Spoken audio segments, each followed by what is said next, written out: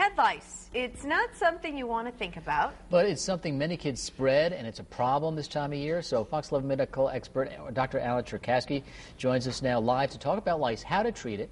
And Dr. Al, thanks for joining us. First off, what is head lice? Well, those are those little tiny bugs that you find in the hair, and mothers and fathers get freaked out because then they think the neighborhood thinks their house is dirty. So Pete, you can check Rachel. She has small kids. And actually, we're going to call it by its real name, and maybe we could have a rock band named after it. It's called pediculosis capitis. Ah. Well, either way, whatever you call it, it's not pretty. No. How do you prevent it? Well, the way you prevent it is by staying away from people who have it, because that's the only way you can catch it. You cannot get it from pets. They are not the host. Humans are the host for the little parasite. And what you do is you tell your kids not to put on other kids' hats or scarves at school. Okay. You don't go to a store and try on a hat that somebody else might have just tried on, because that's how it's spread. It's a human contact.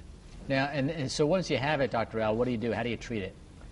You know, Pete, it's a very difficult thing to treat. There are different kinds of medication, but the chemical treatments are kind of falling out of favor because there can be some toxicity to those medications. Oh. Some of the over-the-counter things, the old wives' tales where you put mayonnaise on your head and then put a plastic bag over it, that's falling out of failure because remember those plastic bags say, this is not a toy. You don't want your kid to have a plastic bag on their head.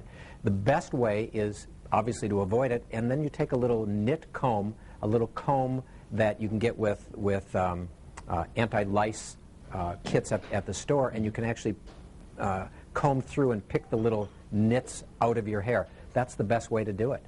So you really have to, I mean, if your kid has it, you're responsible for slowly going through their scalp. It's time-consuming, it's laborious, it's the doctor's not going to do it for you? No, this doctor, Rachel, this doctor's not going to do it for you.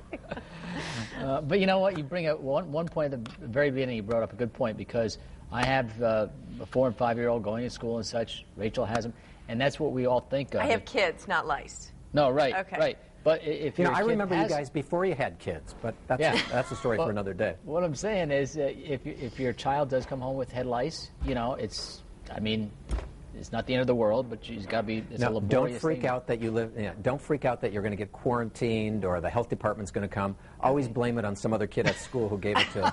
But you have to take care of it, and then you have to take care of all the other stuff at home. Oh, good You should point. wash the linen, the sheets, the bedspread, all that kind of stuff in hot water, more than 130 degrees. Those are the things you have to do. Their clothes should be washed. The little parasites won't live longer than, I think it's 24 hours without human blood.